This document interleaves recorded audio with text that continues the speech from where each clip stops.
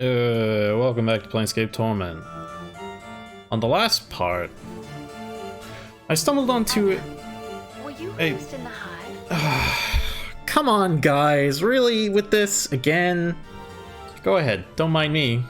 Mind your own business, succubus. I have nothing to say to you. Very well then. Cool, glad you interrupted me for that. Let's just try this again. Hey, welcome back to Planescape Torment. Last time, in the private sensoriums of the Civic Fest Hall, we stumbled onto a memory, I guess, of ours, sort of, at least half, that was apparently rather confronting for our nameless one here. Well, understandably. It's probably as good a time as any to touch base, considering. Man, what a what an interesting scene. So we've of course been aware of Dayanara's existence, relationship with Nameless One since the start of the game. I mean, they make it clear nice and early. But of course, you're severely lacking the context to really understand what's going on with her at that point in time, as does the Nameless One. And now we're sort of reaching the point where the picture's starting to become clearer.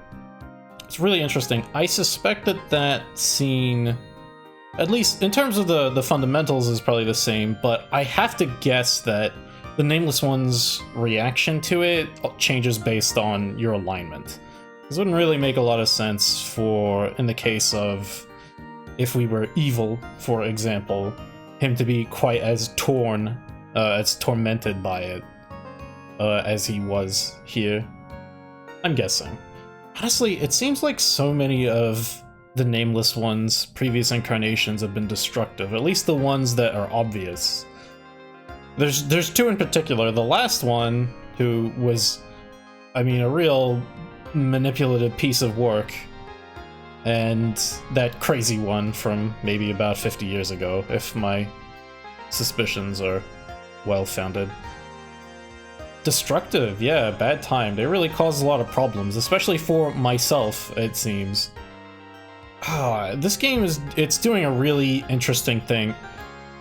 Because as much as I will complain about the alignment system, and I won't stop, and you can't make me, this is such an interesting approach to it, to dealing with the alignment system, to like trying to unpack it to some extent. And it's kind of funny, like, maybe it shouldn't be terribly surprising that there are a lot of things about this game that remind me of KOTOR 2, for obvious reasons, but it does.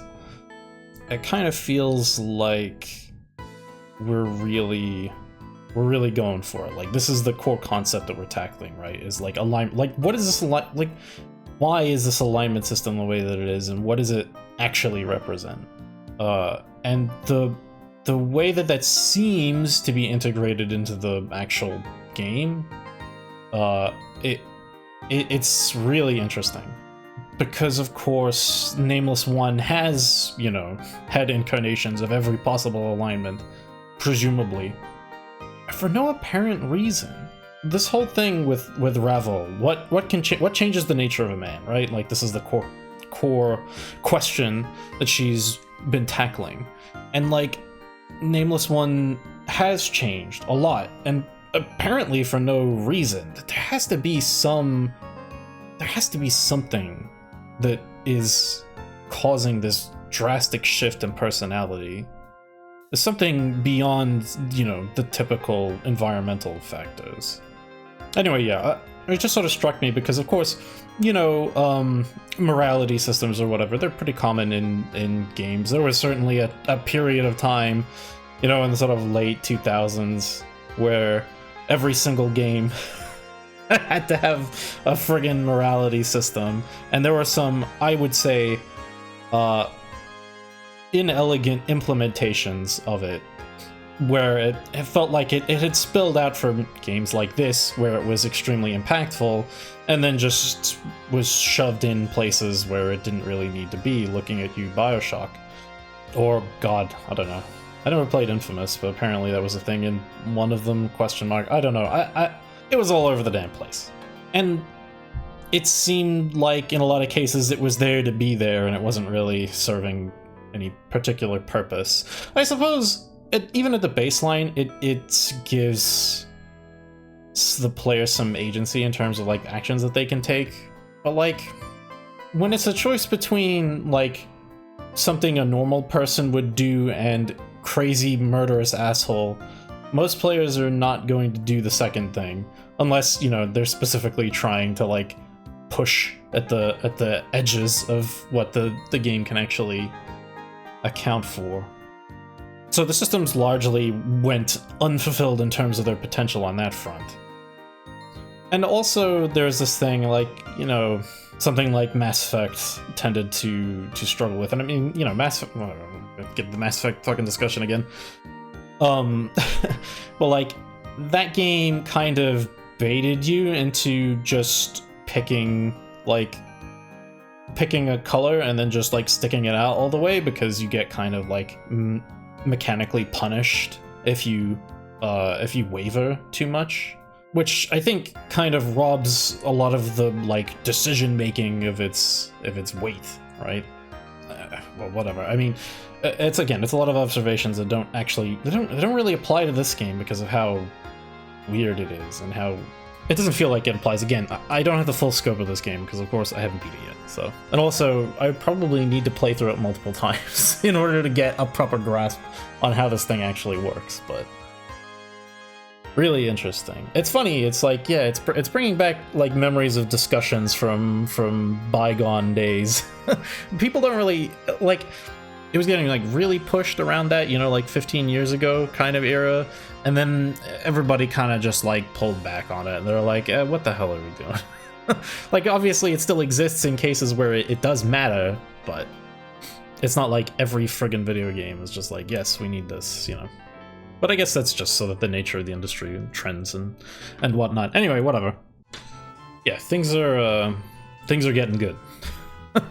And you'll notice that it's been, I don't know, how long exactly since since I got into a fight.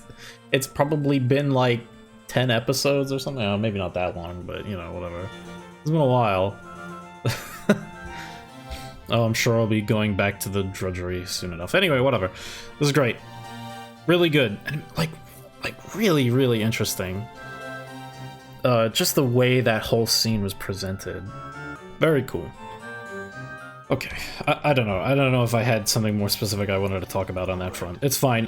So for now, we're in the public sensorium, and I'm just going through getting all these experiences under my belt. Horrible regret will do. I guess that's what these are for. You stand on the edge of your flagship, the Divine Hammer, as it floats over the continent of Agarheim, held aloft by the winds of magic. The very landscape roils and shudders beneath the bombardment of your fleet. 1,000 ships, cannons, and bombards hurling their sorcerous fire down like vengeful gods. The shockwaves begin to hit your ship only minutes ago, a constant vibration that sends shudders through the whole of the ancient craft and moves your very bones, accompanied by a constant rumbling bass. As the land's mountains begin to sink and the sea that surrounds it begin to boil off into the atmosphere, your first officer comes to stand beside you. My Lord Admiral, permission to speak freely, sir. You nod your acquiescence, your stomach sinking, as you guess at his question. My lord, forgive me, but how? What gives us the right? 1 billion lives? You speak without turning to him, unable to take your eyes off Rumos, the nation's vast capital city, as it vaporizes into a cloud of superheated gases 12 miles across and growing ever wider. You only know the full treachery of the Agarites, First Officer Film, one which is beyond most any man's comprehension, then you would know. You would speak of our right to annihilate them? We've no right to let them live. But sir, traitors all of them, surely among the hundreds of thousands. How many innocents? Silence! Speak of it no more. Our king has spoken. His will be done. The task set to us is a horrible one, not fit for contemplation or questioning. There is no room for pity, no room for remorse, only duty. The two of you stand silently for a time, watching the last minutes of our Agarheim. At long last you sigh, a low, stuttering exhalation that sounds as if something has broken inside you. Beneath the brazen plate that covers the ruined half of your face, your dead eye begins to weep. My friend, I'd have you understand. I know now, as I look down at what I have wrought here, that were I to think upon what I have done, what I have truly done, I would be struck mad. A deed such as this, the anguish would overwhelm, destroy me. So first, Officer Falm, it must be that there are no innocents in Agarheim. No mothers, no children, no people, only traitors. Vile, cunning traitors who deserve no less than the full brunt of our most holy king's wrath. Do you understand this? Yes, my lord. Good, now go. I wish to be alone here. By your command, Lord Admiral. Falm bows his head and returns below deck, leaving you to stand over the end of a civilization. Okay, these are chunkier. Shock and a rise to seething vengefulness. That is rather specific. You stand somewhere in the nether regions of the plains, a sweltering place where the ground is beaten copper and the sky is of brass. Here the bodies of sinners, petitioners in this horrid place, are rolled amongst iron brambles and bronze scorpions until their bones are fine grey dust. You squint at the horizon, the bone dust rising with putrid-smelling gusts of wind that carry with them the sound of agonized moaning. There is nothing but flat, metallic landscape as far as the eye can see. The dust is everywhere, in everything. It stings at your eyes, coats the insides of your mouth with a pasty film. You spit, wiping at it with your finger, but it's of no use. The stuff's taste has fouled your mouth completely. You look down at the key in your hand, a minute platinum orb. Platinum orb? Platinum orb, you say? Sorry, anyway. And picture the man's face who solemnly swore to you the magical portal you just passed through, now gone, of course, led to the green fields of Bytopia. Someone, by all the powers and their proxies, was going to pay for this one. Okay, that one wasn't quite as elaborate as the last one, but hey, I leveled up, so you know, that's cool. Slowly dawning horror will do. How good could it be, you think, regarding the burgundy liquid carefully? Across the table from you, the twisted old man smiles slyly. Please, try, he whispers, his hushed voice the sound of dry leaves blown over a roughly cobbled street. Thou shalt find it more than lives up, but to thy expectations I am sure. You nod at him and lift the crystal goblet into the air, watching the light play through the crimson liquor. You'd come a long way for this drink, searched long and hard for this old man. You'll be damned to let anything rush you now. The moment was to be savored. You raise the glass to your lips, inhaling the stuff's aroma. The bouquet is light, sweet, intoxicating, almost dizzyingly so. You've tried countless drinks, written tomes about them, their flavors and smells, means of manufacture, and your journeys across the plains. But this stuff was supposed to be legendary. No living man you'd found or heard of had tried the stuff. I know slowly dawning horror was the lead-in for this, but like, come on, man. You can't seriously read a line like this. No living man you'd found or heard had tried the stuff. I mean, like, come on. Anyway, the stories were ridiculous. Nothing could taste quite so good, but if there were the slightest bit of truth to them, this would be some fine liquor indeed. At last, you drink of the goblet, a cautious sip. Incredible! Indescribable! As the flavor washes over your palate, you fight the urge to shudder with delight. Nothing you have tried in all your long years had tasted quite like this. You look up at the old man, startled to find your glass empty. You had drained it all in a single draught. You wipe your eyes with the back of your hand, not entirely sure when you had begun to cry. Tears of joy, eh? The old man laughs softly, quite pleasing to the tongue, is it not? Wouldst thou like some more, perchance? He smiles at you once more. Yes, if I might. Surely, he replies, refilling your glass. Try as you might, you cannot resist downing it in a single gulp. You thrust your finger into the goblet in an attempt to find some last hidden drop of the stuff. Several times more does he fill the goblet, and each time you gulp the stuff down, as a starving man would devour a feast, unable to control yourself, to deny yourself another exquisite taste of it. He chuckles softly once more. A drink such as this, a man would do anything for it, no? You nod without hesitation. Yes, a man would. Looking at him, his sly smile suddenly takes on a whole new meaning. A sense of horror begins to creep over you. even as you begin to yearn painfully for more of the blood-red liquor. Yes, yes, the old man grins, his yellow eyes gleaming. A man would do anything in the thrall of such a drink, even the most terrible, the most heinous of deeds, as thou shalt see, my newest servant. Okay, well, he didn't die, so maybe I was a little off, but indescribable frustration. You can see it now, the crown of Haethon gleaming upon a marble pedestal. No more than 20 strides away it is. With it, you could wrest control of the armies of Ethanopolis away from your treacherous brother and restore your father's kingdom. A fool your wretched brother was. You smile grimly at the thought, to leave the king's only daughter alive, thinking she could do him no harm. A sound, the creak of leather sandals, the softest hiss, over there by that third pillar. She was close now. Palafi the Medusa, jealously guarding the crown, her servants had stolen for her so long ago. Crouching behind a wide pillar, you wrap your hand tightly around your trusted, thrice-blessed javelin. With her helm of swiftness and the 100-mirrored shield, even a beast such as Palafi would be no match for you. Any moment now she would round the pillar and meet the sight of you. Even if she turned away from the shield, your javelin would surely find her throat. Suddenly there is a gentle touch on your shoulder. You gasp, spinning around to face, of course, the Medusa. Accepting the inevitable, you only have time to loose a piercing cry of frustration before your lungs and every other part of you solidifies into cold gray stone. Well, that seems like it sucks. A vastly important secret will do. 6 Imperial servants rush ahead of you, swinging the golden doors of the Dragon Palace wide.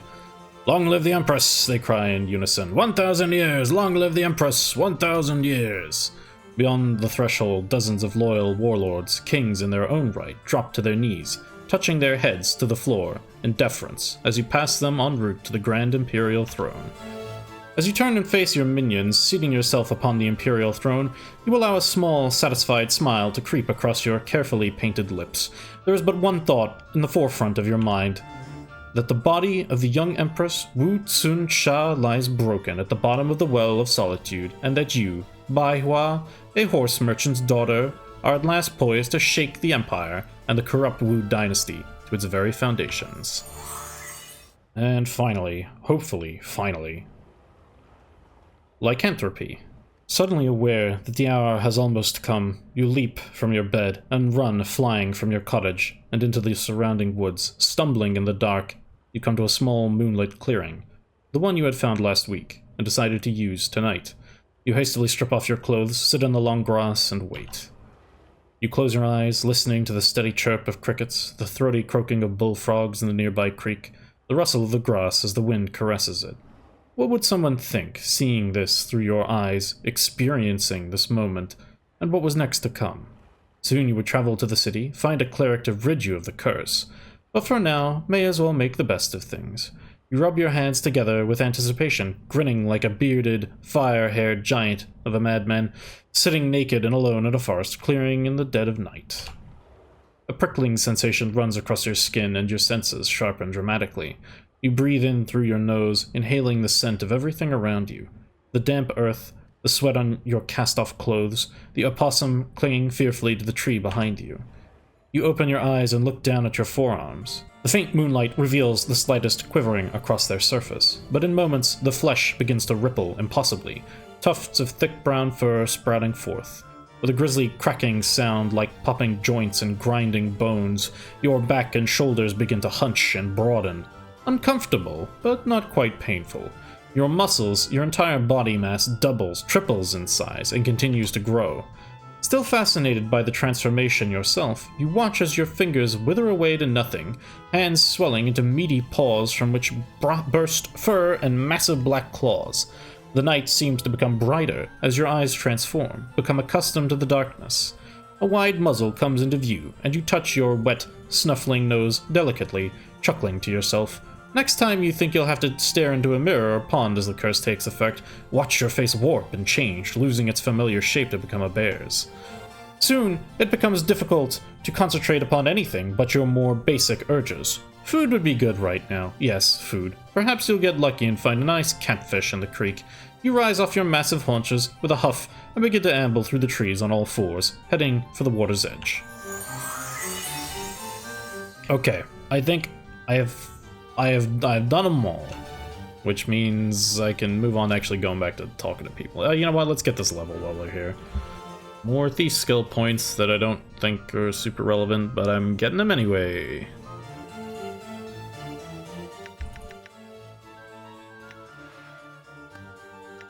Okay, you literally cannot go over 25. Fair enough. Alright, I guess I'll stop putting points into intelligence. Where did this Thorncomb even go? I don't know where she is now. Damn it. There you are. This comely, middle-aged woman is wandering about dreamily, absent-mindedly chewing on her thumbnail. Her eyes seem focused on nothing in particular. She's dressed in elegant yet disheveled finery, and her hair is slightly tousled. Hello. She takes her thumb from her mouth, smoothing back a strand of her hair that had fallen in front of her eyes. I had some questions. Very well, ask what you wish. She sounds apathetic. About you. As you begin to ask your question, you realize she's not looking at you, let alone paying you any attention. Hello? I had a question? Okay. Never mind. About this place? Alright. She doesn't want to talk to me. Never mind. I don't think there were any other NPCs, like relevant people in here, so I guess that's it. I guess I'm out of here. Alright, well, I'm basically, I guess, done with the haul. There is, of course, still Quell, but I don't know what I need to do to get him to actually talk to me, so I guess I have to find some kind of food? Maybe I should talk to this guy since I met Thorncomb. Nope, guess not. Alright. I really have no idea where I need to look for that. You know what? I did have an idea. I want to go talk to Finham again. Oh, also, I need to check in with the Advocate because, apparently, there's there's some sort of, legacy in there, so I'll do that in a minute. You again. So, if I show him the thing, and then I ask him if he has the notes still, because I didn't do this yet, so. Finham shakes his head. There'll be no use to you if you're looking to translate anything. Oh, I did ask him that, but then I didn't say I'd very much like to see them just the same. Finham gives an annoyed sigh. I'm not certain where they are just now, and I'm looking for something else at the moment. My research journal, perhaps when I've recovered it, I could spare the time to find those notes for you. You mean this one? Updated my journal. Finham's eyebrows arch. Why, yes it is. He takes it from you, then begins to rummage through his pockets. Here you are, then. My father's notes. Square, then, are we? Good. I have to look over my notes now, if you'll just excuse me. Great. Cool. Alright. Finn and Lie's notes. Alright. Composed of his research into the language of the Uyo. I don't know what that means. These are the notes of the deceased linguist Finn and Lie. They are comprised of his research into the language of the Uyo, which seems remarkably similar to the writing you found hidden in the dodecahedron puzzle box. Read them over carefully, see if it sparks a memory. As you read over Finn and Lie's notes regarding the lost language of the Uyo, there's a throbbing sensation in your temples as a memory begins to surface. Memories of this language. You recall letters, words, phrases, until, like a spire wind blowing away the blanket of poisonous smog over the Great Foundry, the language is once more revealed to you in its entirety. You should be able to read the writing in the dodecahedron now. Yay! Alright, let's do that then. You have the cold gray dodecahedron up to examine it carefully, now aware of the various deadly traps it holds for the incautious user, and how to avoid them entirely. Having learned the dead language of the Uyo, you'll at last be able to decipher its contents. Unfold the dodecahedron and read it. The tablet turns out to be a journal of sorts, one kept by some prior incarnation of yourself, it would seem, and not an altogether sane one, either. There are only a handful of completely coherent sections. Great, alright.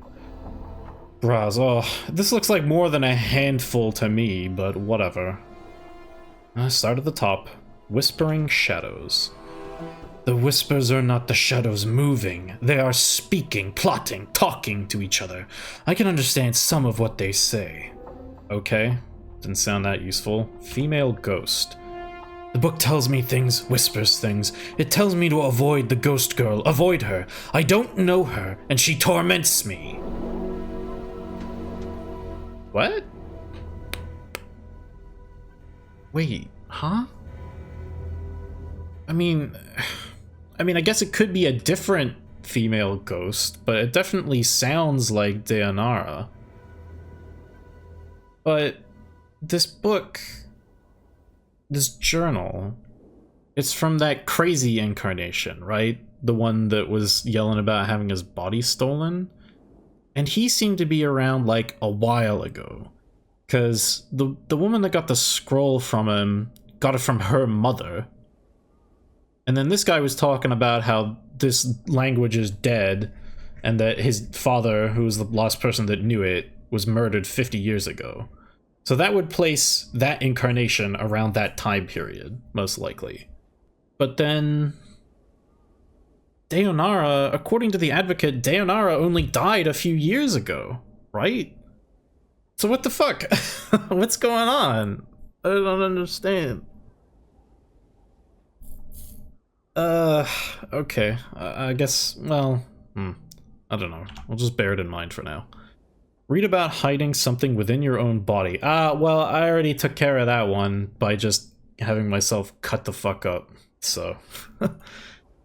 So I swallowed it, hoping it'd catch in my bowels. I can make someone remove it when I need to. Yeah, already handled it. Read some paranoid ranting. That sounds like fun. I have learned that my life is not my own. I will not allow you to have my life. You will have to pull my life from my broken body if you want it. It's you who will die. If I cannot have it, neither will you. You are responsible for this treason of flesh. You will not live to live my life. Yeah, sounds like paranoid ranting, alright. Read about the accursed tattoos. The accursed tattoos will not leave my skin. I have tried to burn them off my skin. Failed! I tried to cloak myself, but I always feel that people are reading my flesh, reading me like a book. Whenever they look at me, I want to tear their eyes out, pluck them from their sockets, and crush them beneath my heel. Read about dreams and ravel. Why can't I dream? I used the Goblet of Samir to force a waking dream. I saw a hag. She tempted me, threatened me with shadows. I have never seen her, but she came when I dreamt. I must not dream again. I must always be aware. I destroyed the goblet. She says she's someone of power and that she will have me, will find me. Get away, hag. Stay far away from me. Leave me in peace. I want nothing to do with you. Huh. Her voice reeked of evil's talons, talons like spiders. They burrowed into my gray matter, and I needed her out of my mind. Out, hag. She was a myth, a fairy tale, who alone challenged the Lady of Pain. How can one fight someone who is a myth? I don't have the weapons. I need weapons that will kill her should she find me. I need a strategy so she cannot defeat me when she comes for me. I must devise and think I shall beat her. The Goblet of Samir forced a waking dream. And it was just a hag. That's interesting. Well, he said he broke the goblet, but there might be some other way to induce that. I don't know if it would super be to my benefit, though. We did already speak with her in a fashion, so I'm not sure I'll be able to get much out of her, other than if I can actually have words with her face-to-face, but interesting. Read about the danger of names. Fear names. Names have power in identity. Names can be used as weapons by others. They are a hook that can be used to track you, find you, hunt you across the plains. Remain nameless, and you shall be safe. This entry is actually in the tomb, which is interesting because it seems like this incarnation wouldn't have been interested in contributing in that way, but, well, whatever. Read about the killing in the fest hall. I went to the festival looking for the path of my false self in its halls. So glaring was it that those I did not know, the false ones, welcomed me into their confidence, treated me as a friend, showed me my room, attended my needs. I had to restrain myself from launching out against them. That would have been premature. First, I needed to protect my identity. I found one who knew the exclusive language of the Uyo, learned it as I could, then killed him. Then I went to the sensorium and prepared to end the matter. Soon. Yeah, okay. Well, kind of spelled that one out. I suspected that's what had happened, but... Read about the murder of one who tried to help you. There is nothing he can do. Memories are gone. He says never to return. He says lies and tells me this is what he told me. Lies. He says my mind is weakening from every death. Lies. He sat there betraying my confidence with every turn. He says that only after 3 more deaths, 3 more lives, will I gain the benefit of keeping my memories, but that I, myself, I will die when I die. Die! How can one be immortal and still die? He could not answer, so he was of no use. I butchered him so that no other incarnation will ever benefit from his uselessness. More entries that we saw in the tomb. Although, we didn't see all of this one. 3 more deaths. Okay. I guess that would make this incarnation I currently am in the one that's benefiting from it? Possibly. Hard to say. I guess he was talking to some sort of oracle. If... So the previous one was that piece of shit. Is it you have to die 3 more times? I mean, I guess. So there should be 3. So there's 2 that I'm not sure who they would have been between Crazy Guy and me. Or Crazy Guy and the last one. Alright. I don't know if this matters, but... Read a cryptic answer from an unknown source. So the ghastly heads said, "You have been divided. You are one of many men. One in many men? You may bear many names. Each has left their scars on your flesh.